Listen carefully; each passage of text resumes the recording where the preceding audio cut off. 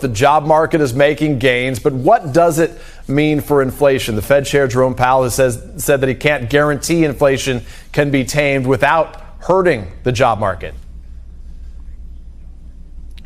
Well, I think today's numbers show that our economy and this job market has a lot of resilience in it, even in the face of the Federal Reserve taking the tough steps that they are likely to take to try to tame inflation. I mean, Peter, there were a number of milestones here that people really should note. Private sector jobs are now 140,000 greater than they were before the pandemic. So we have now, I mean, this is remarkable. We've now recovered all the lost jobs in the private sector and are now 140,000 above where we were. We're now above where we were in manufacturing jobs before the pandemic hit. Black and Hispanic unemployment, which took 6 years to recover after the Great Recession, have now returned to the levels they were. So it's very important for me to understand that, you know, of course, we totally understand, as the president said, there is global inflation everywhere in the world, and we have not been spared. And for a family in the United States, the fact that it's happening everywhere, or it's a global phenomenon, is little comfort when they're at the gas line or the grocery line. But the fact that so many people are working, the fact that we have such a large number of people back at work, making sometimes a little more higher wage, the fact that they have a little more household savings, all of these things also do point to a certain degree of resilience in the economy. And I think that this was overall a reassuring number for our recovery, for the economy, and in displaying some of the benefits we've seen from the American Rescue Plan. Gene, of course, as you know well right now, I think it's 10% of Americans who say the country is going in the right direction. The president says, hey, the country's doing very well right now. So how do you sort of message to Americans that the economy needs to slow down for costs to get better for them?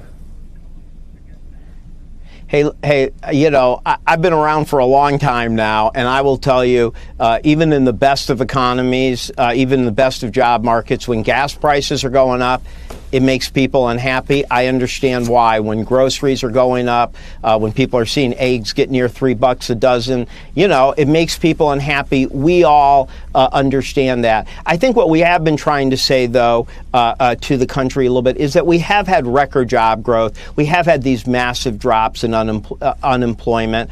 Of course, you're not going to have 500,000 jobs every month forever. You're not going to have 372,000 jobs forever. But what we are saying is that the strength in this recovery, the strength of the job market, the strength in the number of people that are working, we think positions us well to make that transition to more balanced growth with lower prices without giving up all of the gains that we've had, even in the face of, again, the tough steps that we know an independent Federal Reserve is going to take in this context of high inflation. Gene, are gas prices at $5 a thing of the past? They've come down about a quarter in the last few weeks right now. Is $5 behind us? Are they going to continue to go down?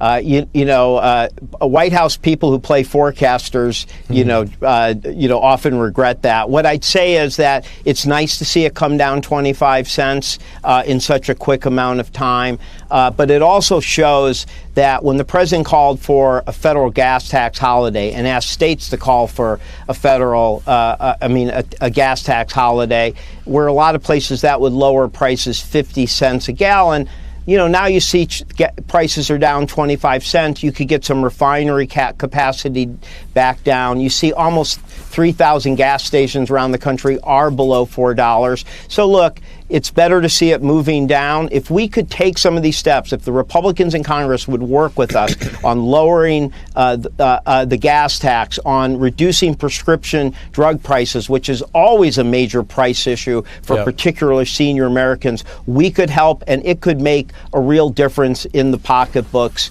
of Americans who, even in the face of strong jobs and even in the face of wages, of course, don't like to to give back some of that in higher prices at the gas pump. To be fair, not just Republicans, but certainly plenty of Democrats, too, who have opposition to the gas tax holiday that the president proposed. But let me ask you broadly, because the White House early on said that inflation like this would be transitory. That was the word that now haunts a lot of folks at the White House. So what do you say to those critics who say, given the White House got that wrong, how can we trust them to get it right now?